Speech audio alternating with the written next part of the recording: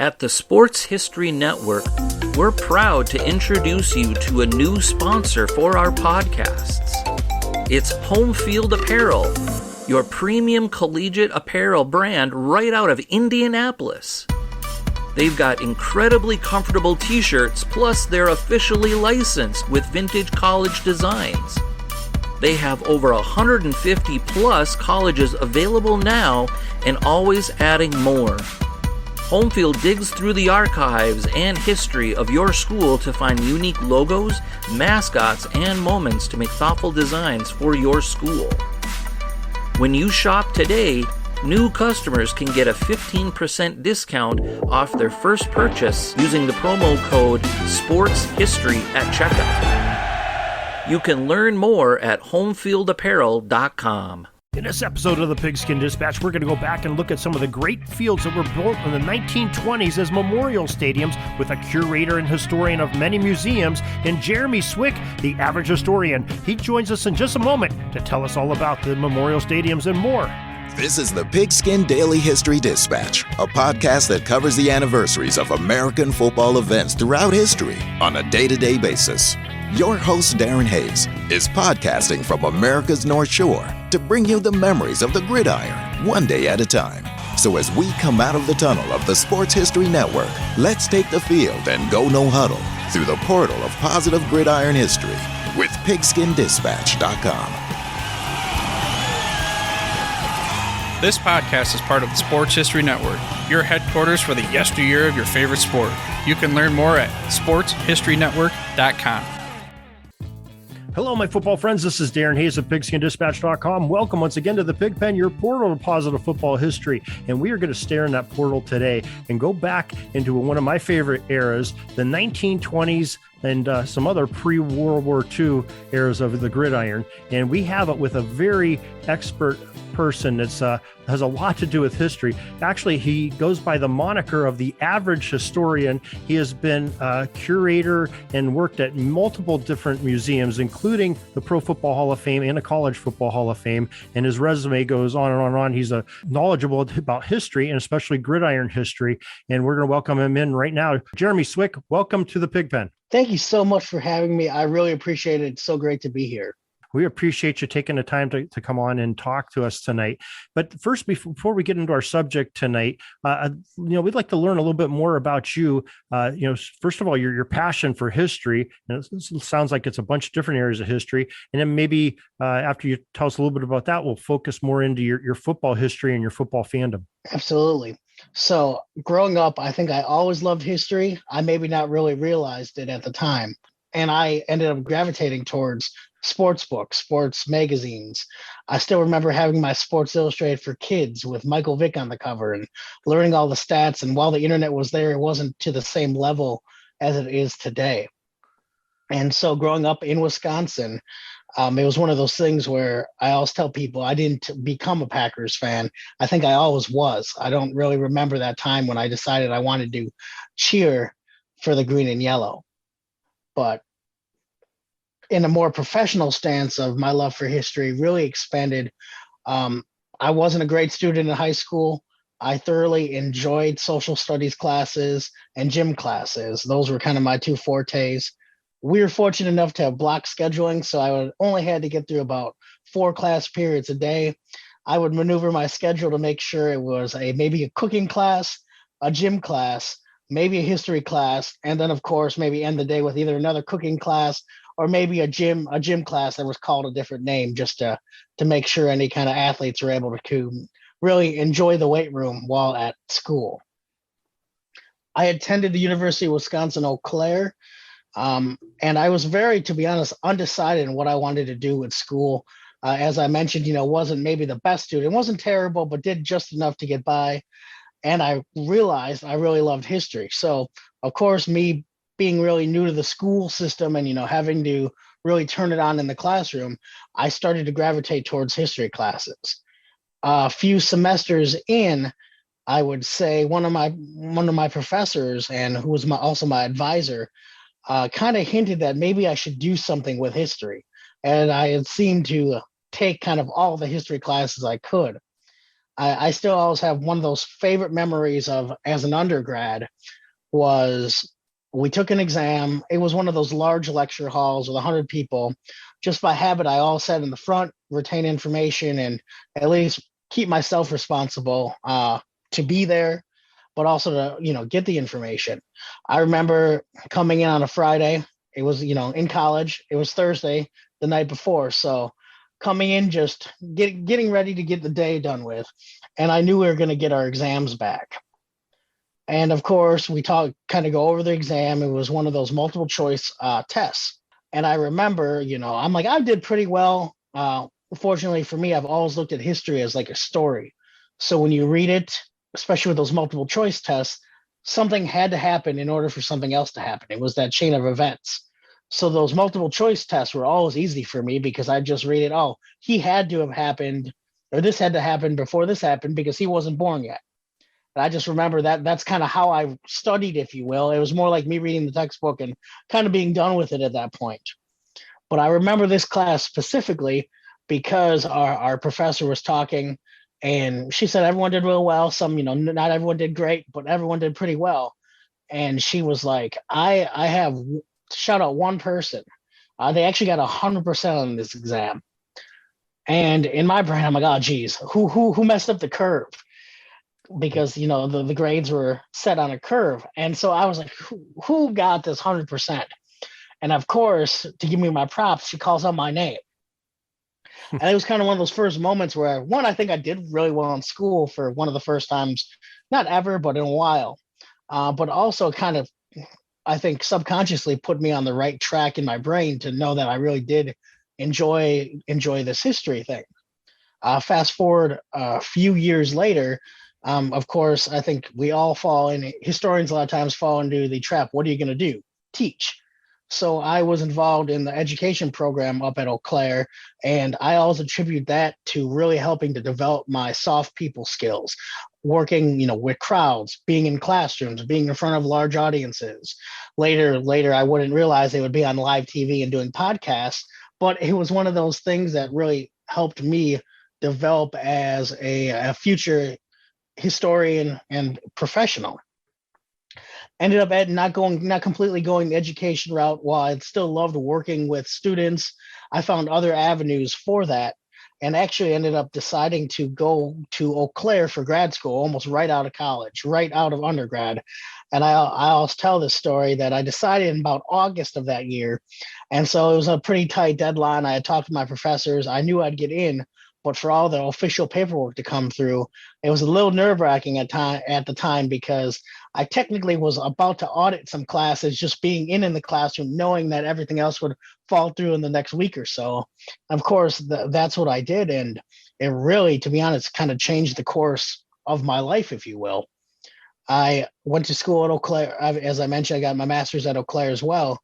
And one of the circumstances that happened was the guy who was the curator out at the Patriots Hall and now at the Packers Hall of Fame, Brent Hensel, he also went through the program at Eau Claire. Our professors were fortunate enough to kind of see that we were definitely on the same track, had the same interests.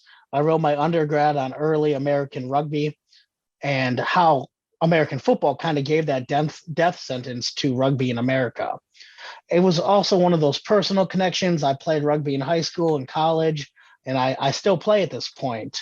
But it was always one of those areas of history I always wanted to learn more, and I felt myself digging deeper and deeper into kind of the mystery of sports and history and popular culture and all that. Well, Brent ended up helping me get my internship at the Pro Football Hall of Fame in 2016.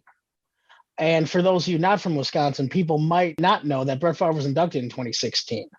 So as a kid from Wisconsin, I got to celebrate my idol induction to the most prestigious Hall of Fame in the country when it comes to professional sports, professional football, if you will. That's quite an honor there. Things have really changed there the last decade or so, haven't they? Oh, absolutely. It was great. It's funny. Their curator, Jason Akins, I just talked to him on the phone today. So one of the great things about the Sports Hall of Fame, sports heritage, if you will, especially in the United States, is that it's a really it's a big group of people. It's also a really close connection. And whenever if I was at the college hall or the pro hall, or even now, if I call people and maybe need a favor with someone or making an introduction to someone, it's always a great network to have. I noticed on your shirt, the listeners can't see your shirt, but you has a National Football Foundation emblem on his shirt. So I know talking some serious historic gridiron legacy here. Definitely. And, the Football Foundation, throughout my time at the College Football Hall of Fame, they were so great to work with. I truly appreciated my time with them. And again, still talking to people to this day. College Football Hall of Fame, once upon a time, it used to be up by South Bend. I live in Erie, Pennsylvania, so I have a brother that lives in Chicago. So we would travel up to Chicago on I-90. You get off at the South Bend exit. You're turn one way, you're at the College Football Hall of Fame. You turn the other way, you're at Notre Dame. And I'm a Notre Dame fan, so it was a great stop there. But they moved that a few years ago down to Atlanta, and I assume that's where you worked, was in Atlanta. Yes, that is correct. They opened up in 2014, closed doors in 2012, and started the groundbreaking at the hall in Atlanta. And from 2014 on, it's just been one of those incredible places to be. Yeah, I can't even imagine with the modern twist they must have put into it down in Atlanta, because it was beautiful in South Bend, but it was a little bit old, a little bit small. You could tell they were bursting at the seams a little bit. So that's probably a great move for them. For the hall, it was an excellent move, more foot traffic, but also just having that ability to kind of start fresh with a new building, and how interactive it actually ended up being. I always joked when I was there that it had the ability to pass the test, that if my mother approved, or if my mom had fun, we were doing something right. Up in Wisconsin, it's all Packers all the time, and of course, we do have our love for the Badgers up here, but it's definitely a different breed down there in terms of that love for college football. But the Hall of Fame just did a great job about making it interactive and making it fun for people of all levels of experience when it comes to football history to enjoy their time there.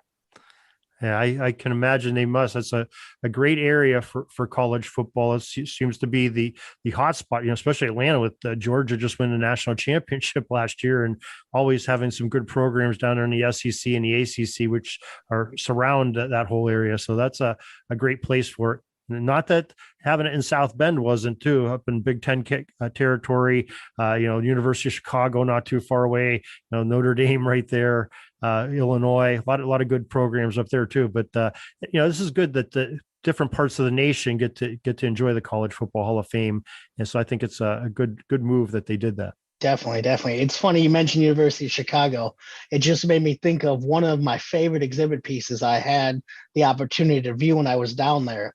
And it was actually donated by someone from Jay Berwanger's family. It was a scrapbook of his entire life.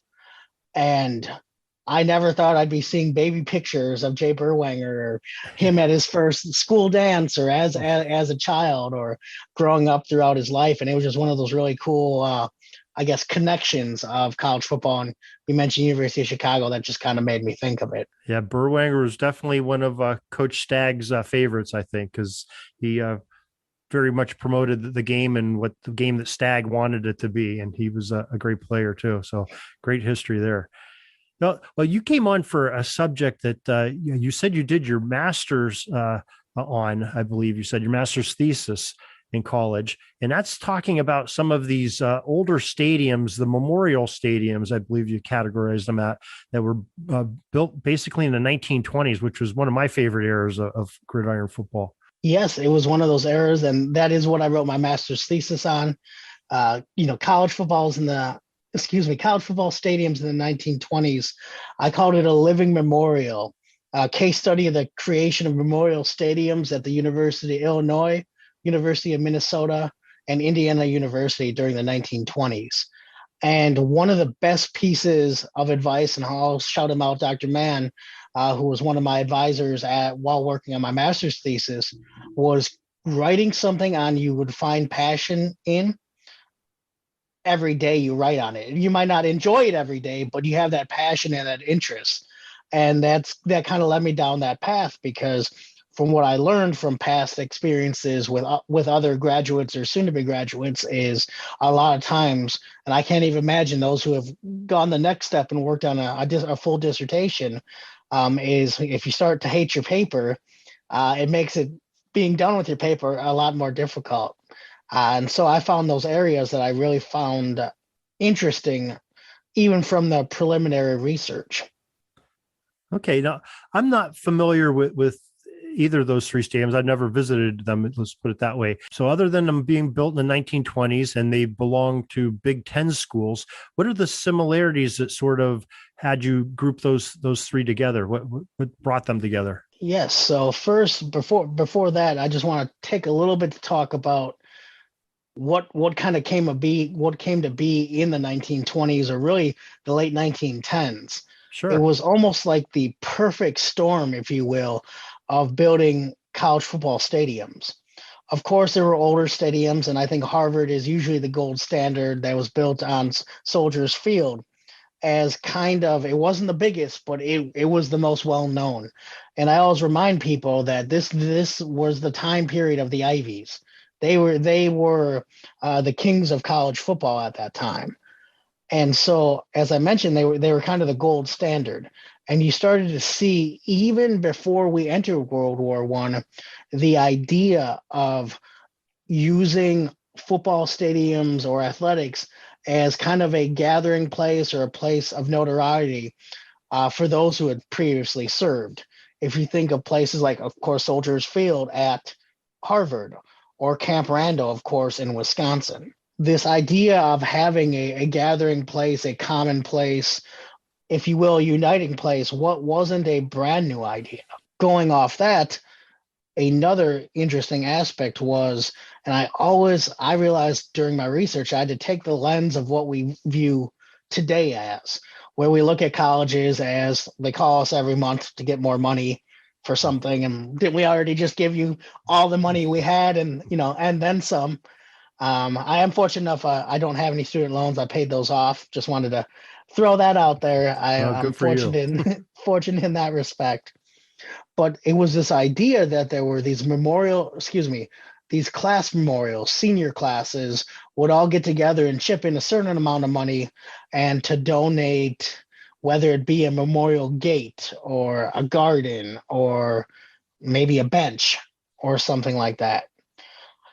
One of the areas that really I found interest in, was the University of Illinois, and they were kind of the first people I really started to take that deep dive into. And they had I believe the class of 1914 had this idea or desire to donate these chimes. It was going to be a large purchase, and like wind chimes, as a way to kind of give back. But each class, the plan was for each class, so you'd start donating as a freshman, and then as a sophomore you donate, as a junior, as a senior. So by your final class, it would be able to donate those chimes. Well, of course, what none of us really expected, except maybe, I guess, the rest of the world, because they were already in it, was World War One, or as most people know, people know it as the Great War. That really sidetracked any kind of building, promotion, desire. They really wanted to focus on those that had already left school, or those that were about to start training and serving. And so these ideas were put on hold. Eventually, the class, I believe the 1921 class, were finally able to donate the chimes. But this kind of brought into a new realm of not only just the senior class donations, but also the university's desire for new buildings and new infrastructure. And so this kind of started with, obviously it started with other universities as well, but Illinois really saw this as a perfect opportunity to not only have a way to build camaraderie with not only alumni, but current students, faculty, all that, to get this money to build these stadiums. One of the areas there that the pitfall, I would say at first, was they had all these ideas before they had any money. So I was able to look at some of these original blueprints and original plans I mean, you would have thought, I can't even imagine, I can't even explain. Not only was it a stadium, it was courtyards around, it was tennis courts, it was, you name it, that stadium it would have blown people away. And not to say the eventual Memorial Stadium didn't, but they used an interesting method, one they had already done, those memorial donations. It was almost like a subscription based, if you will, where every 6 months you'd pay in. Another idea with that was that after you graduated, you get a bill maybe every 6 months, and you donate the $20 or $50. Well, of course, post-war, post graduation, you kind of forget to read those mail. Excuse me, you kind of forget to read those letters that your old university keeps sending you to remind you to pay for something now you're not using as much. And so the Memorial Stadium eventually was built. But the thing was that after that, the next universities started to use what they learned from the experiences of Illinois to build their own in a slightly different way. Of course, with Minnesota using that same kind of method, but also making sure they're going to get the funding ahead of time, and making sure it's even more of a student's voice in not only building a stadium, but also having somewhat of a utility as well, building a hall as a Northrop Hall as well. Of course, with Indiana, it was kind of the same thing. They were the latest to build theirs, and they had another kind of, I would say, audacious plan to build 3 buildings. Eventually, by 1932, the last of the buildings were completed.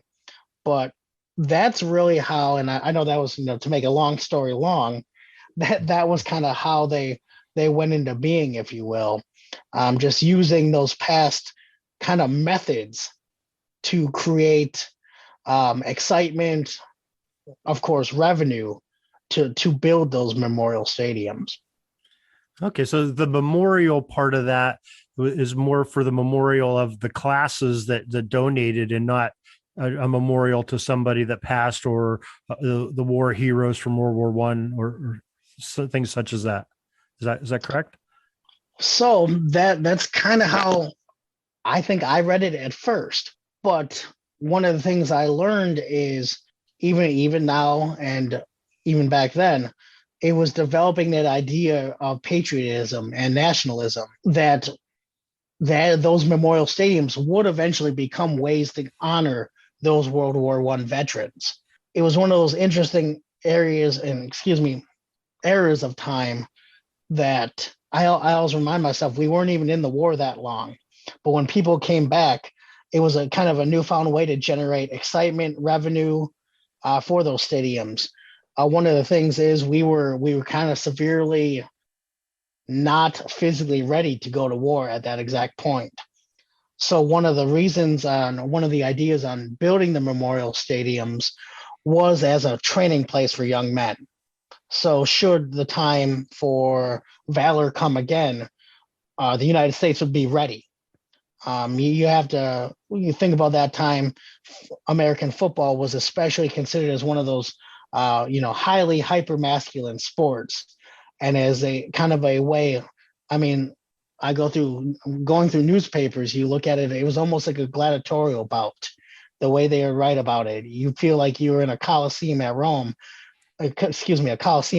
And I always think of with those pillars at Illinois, it kind of feels like you're getting ready for a gladiatorial battle. And so those memorial stadiums really ended up becoming a way through which schools were able to get funding for the projects they wanted, but at the same time on the backs of the students, and not necessarily in a negative way, but letting it being student led and a student charge, more so than universities completely taking advantage of students. It was definitely a mutually beneficial desire, if that makes sense. Yeah, it makes perfect sense. It's interesting that you said, I believe you said Illinois, they started the funding for the stadium 1921. Well, that sort of coincides with a pretty important player in football history that played at Illinois and probably was playing and maybe got to play, would be one of the first ones to play on that field when it was built. And that's Red Grange playing there. Did he stir up some public interest that sort of help propel the interest in building a bigger stadium? So absolutely. So one of my favorite things is the stadium. Again, they ran out of some funding. It wasn't exactly so in 1923. They were ready to go. It wasn't complete, but they had seats in the stand, and I believe they finished against. I believe it was Chicago, a 0-0 tie. But then the following homecoming, 1924, they were ready to go, and of course, the Galloping Ghost. That was the game where he scored 5 touchdowns in one of the single-handedly greatest individual performances of all time. It was funny because all the newspapers, of course, in my research, heavily relied on not only the universities with their help, but the student newspapers. And of course, in the same breath, in the same story, you'll see a giant, superimposed Red Grange who had just caught a touchdown, and the coach reminding you that make sure to pay your subscription to make sure, the Illini have a home this year. and that coach was probably Bob Zupke at the time, I believe. So a very good historic coach to a very important player in American football history as well. So how? But I know that Indiana, they weren't too shabby back then, and Minnesota, they were a powerhouse back in the 1920s. That whole Midwest area was just between Chicago and Illinois and Michigan, Notre Dame, Minnesota. They were just beating each other up quite a bit, playing and making the East a little nervous, I think, with the prowess of football they were playing. It was definitely one of those, I would say, slow changing points. Of course, there was some success in the South, in the SEC, although they came a little bit later. You of course had Center College, among a few other programs that had those moments of time. But it really started to, I would say, the Midwest started to kind of awaken and put the East and of course Notre Dame a little bit on their toes more than I think sometimes they anticipated. And Red Grange is one of my favorite people to look at and study, mainly because, again, it was a perfect storm. The way he played, of course, that would have been great to read about in newspapers, as most did of the day. But this is then becomes the time period of the newsreels, going to your local movie theater, and after the main picture, seeing the news of the week or of the month. And of course, a lot of times, especially in Midwest, you're going to see Red Grange running through everyone. I mean, he was called the Galloping Ghost for a reason. And I would say, I always argue that he was kind of that era's Babe Ruth that baseball had in in years past. He was kind of the gold standard of what people envision, the gritty, tough. I mean, when you're called the Wheaton Iceman because you slung ice in the summers as you're in between college jobs, he was one of those, I think, one of those larger than life characters. Yeah, a tremendous athlete, and like you said, his training regiment, which was probably somewhat accidental by carrying those giant blocks of ice around and to make people have cold food in their fridges at the time. Just a great training program and just natural ability as well. This is long before the weight rooms and sophisticated training programs we have today for college football and pro football. But he was definitely a great one, and he had some other great names in there too. You had the Ernie Nevers and Thorpe was a little bit before them, but it's just some great players coming out of there. But I had to believe that Red Grange had to be a big part of that with that stadium. Maybe it ended up being a little bit bigger than they first planned. Yes. Red Grange, he's just one of those. I mean, just those guys of lore, if you will, when it comes to college football, and then of course, eventually pro football history. Okay, now, so these 3 stadiums that you studied in the 1920s, are they still in use today, or have they been replaced by other facilities? So Illinois is still around. Indiana shares the same name, but it is a different stadium. And Minnesota obviously is now no longer in use as well. So one is still standing 100 some years later. That's pretty remarkable. And I know I got a chance to tour the Yale Bowl probably about a decade ago in the off season, and just got to go into its guts and everything. And just, I mean, what a magnificent structure that is. So I'm imagining, it's maybe a little bit before the era of the stadiums you're talking about, but just the architecture that they did. They put a lot more into detail, a lot more craftsmanship than we have today of our our molded cement things that they're doing. Everybody sort of had to do a lot of handwork and made it really kind of special for these architectural buildings that they built back then, including stadiums. Absolutely. And you to look at the blueprints, and it was funny because in grad school I had a lot of the scans of these documents. They had a great subscription book, and it started with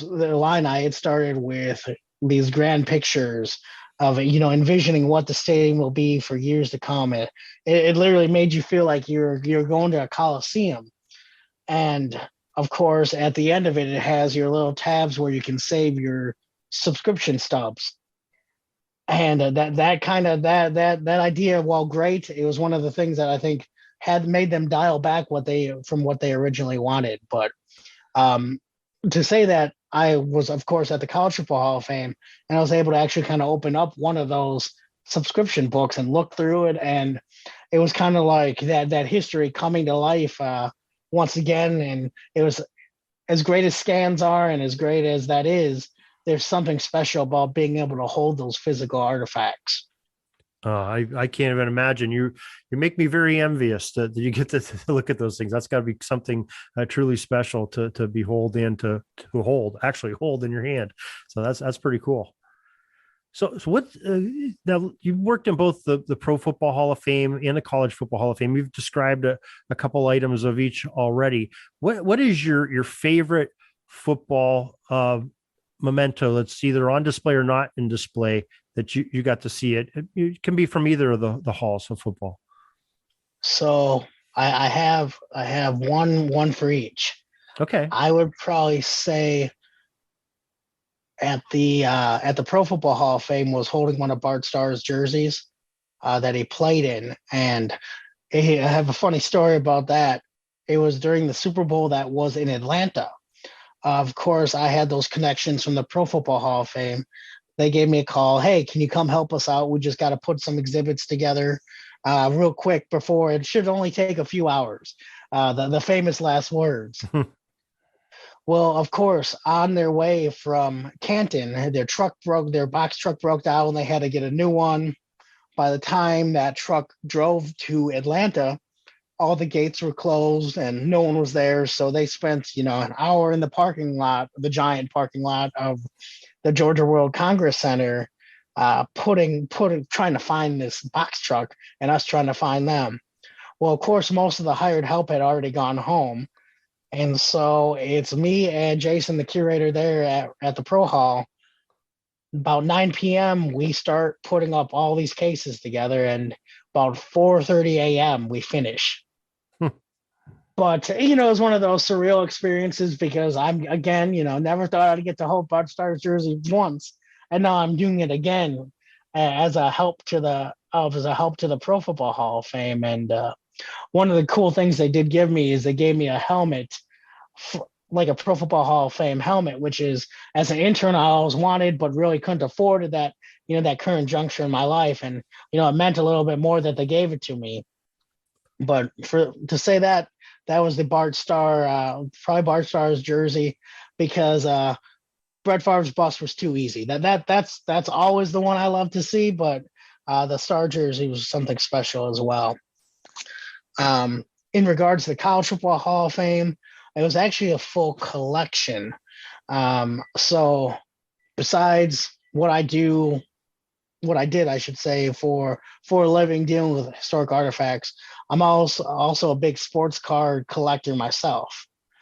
And so anyone who follows sports cards, there's a pretty famous college football set. It's the 1955 Topps All-American cards.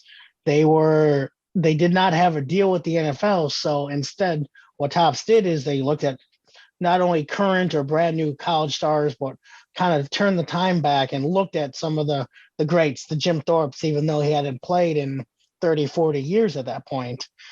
And a man reached out to me and we're talking a little bit. And he's like, I have these cards if you're interested. And I kind of have him explain it to me. And of course, he tells me they're the 1955 top set. And they're all, not all, but 79 of the possible 88 of the 100 card set are signed. Wow. And it's you name it, it's signed. And of the 100 card set, 12 had passed before 1955. The other 79 of the 88 had signed. And I remember this is right before the pandemic, right before, the world kind of shuts down for a little bit. And I tell him, and I had never told this the entire time I was there, when people donate, I like to put it on display for temporary, a temporary display, but I can't guarantee that it's going to be in the Hall of Fame forever. He was the one exception, Bob Keydance. I told him, I'm going to find a place for these in the Hall. I don't know where yet, but if you donate them, they're going to go on display because they're too great not to be on display. And of course, contact breaks up because it's the pandemic. I'm back in Wisconsin for a little while and I'm still not even, completely working, but I'm calling him, I'm emailing him probably every other week just to, hey, how you doing? Keeping in contact. And eventually he sends them. He also sends 1948 to 1952 exhibit football card set. Signed. It was signed. I don't remember the exact number, but it was signed by a lot of guys. Put it that way. And that was another one they didn't quite have it on permanent display, but it was one of those great things where we could use for different different moments. If we're talking about specific school, pulling it out that way. But it was one of those really, really cool experiences from being a sports card collector myself to being able to put something so rare for everyone to see. It was really fun. That's like sort of holding the holy grails, if you will, of sports cards, especially gridiron sports cards, I'm sure. That is pretty neat. For sure. Yes. My favorite card from that set was the signed by all four of the horsemen. Really? Wow. Yes. That is really neat. They were all still living in 55? Yes. Wow. Tremendous. That would be pretty neat. Are you still involved with sports curation and museums today, or that was just like a part-time passion and your day job is now historic in some other manner? So yes, I was at the College Football Hall of Fame for 4 years. In recent months, I've relocated back to Wisconsin, and I'm currently at the Wisconsin Black Historical Society in Milwaukee, working as their archivist, helping them organize and really help us get the archives to the next level in preparation for hopefully a new building coming in the next few years.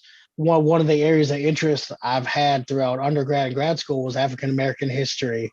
And of course, that ended up dovetailing a lot with football, having the opportunity to interview different, important African American athletes, players, coaches, and continue to build upon that. I've had that opportunity to now move back home, move back to Milwaukee, and share those stories. But something, it's one of those itches that I don't think I'll ever fully scratch, is being, meeting people like yourself to talk about the rich history of not only college football, but just what makes history so amazing.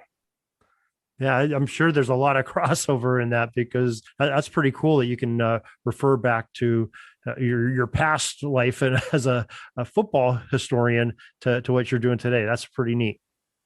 Absolutely. It's been just one of those great experiences for athletes and players of the African American community to really share not only their stories, but just show what is possible, not only in the realms of athletics, but, outside. I always think of, some of those key African Americans within the community. And it's just one of those ways to, bridge that gap and show, athletes are more than just athletes, but they have those abilities to, showcase, everything that people have to offer.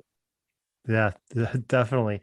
Well, Jeremy, why don't you, before we let you go, why don't you tell people where they can follow you on social media? If you have a website or anything that you want people to follow you on, please feel free to do it. We'll also reflect it in the show notes. So, folks, if you're driving, we'll have this information on Jeremy too in the show notes of this podcast, so you can get to him as well. So, Jeremy, go ahead, please, and share those with us.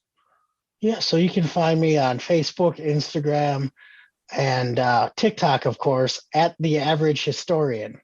On Twitter, you can find me at RealJSwick. And feel free to reach out on any of those platforms, or send me an email, jswick@swickmedia.com. I always just love chatting with people and just, talking a little bit more about history. Well, Jeremy Swick, we thank you. The Average Historian has come and spoke to us about some great gridiron history and thrown in a lot of more American history as well. And we appreciate you, sir, taking the time and coming and sharing with us here in the Pigpen. Thank you so much. I appreciate it. That's all the football history we have today, folks. Join us back tomorrow for more of your football history. We invite you to check out our website, pigskindispatch.com, not only to see the daily football history, but to experience positive football with our many articles on the good people of the game, as well as our own football comic strip, Cleat Marks Comics. Pigskindispatch.com is also on social media outlets, Facebook, Twitter, Instagram, and don't forget the Pigskin Dispatch YouTube channel to get all of your positive football news and history. Special thanks to the talents of Mike and Gene Monroe, as well as Jason Neff for letting us use their music during our podcast. This podcast is part of the Sports History Network, your headquarters for the yesteryear of your favorite sport.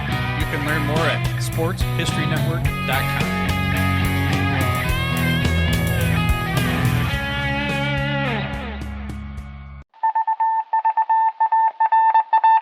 It was just another ordinary day in the offices of the Pittsburgh Guardian newspaper circa 1924.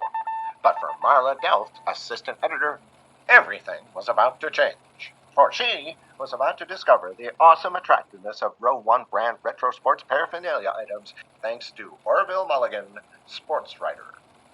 And there it is. Wow, Orville, that's really the bee's knees. Isn't it just? A poster-sized replica of the actual 1909 World Series program cover. I can see that.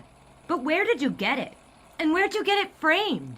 I ordered it from the Row 1 website, where over 6,000 items of sports memorabilia from the 1880s to the 1990s are available for reproduction, in multiple sizes and in several different materials, with over a dozen styles of frame to choose from for prints like this.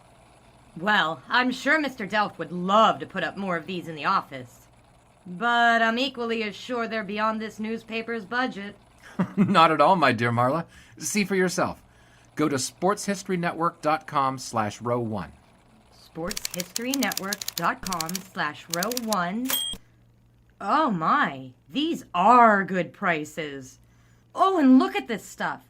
Oklahoma-Nebraska football, college basketball art, Michael Jordan items. And so it retro was that sports Marla Delft advertisement discovered the flowers. splendiferous magic of Row 1 sports memorabilia, arts, and prints. You can too by visiting sportshistorynetwork.com/row1. That's ROW1 today for access to the full Row 1 catalog of gallery prints and gifts like t-shirts, long sleeve shirts, telephone cases, coffee mugs, blankets, pillows, towels, and even shower curtains.